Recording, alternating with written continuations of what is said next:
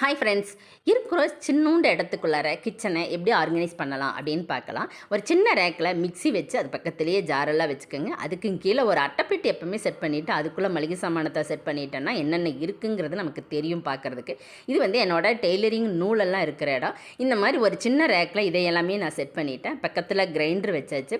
எப்பவுமே நம்ம சமைக்கிறதுக்கு வலது பக்கமே இந்த ஐட்டம்லாம் செட் பண்ணிட்டீங்க அப்படின்னா எடுத்து யூஸ் பண்ணுறது கரெக்டாக இருக்கும்.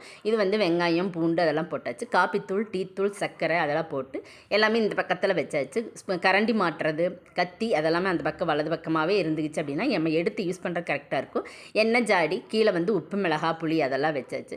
இதெல்லாம் பார்த்தீங்க அப்படின்னா நமக்கு எடுத்து யூஸ் பண்ணுறதுக்கு ரொம்ப ஈஸியாக இருக்கும். மேக்ஸிமம் அட்டை பாக்ஸ் வந்து இந்த மாதிரி காலி அட்டை பாக்ஸ் வச்சு யூஸ் பண்ணுங்கள்.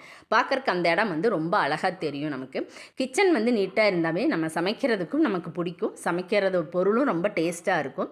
இந்த மாதிரி எல்லா பொருளும் இருக்கிற இடத்துக்குள்ள நீங்கள் அட்ஜஸ்ட் பண்ணிக்கோங்க. நான் குக்கருக்குன்னு மட்டும் மேலே ரேக் வச்சுக்கிட்டேன்.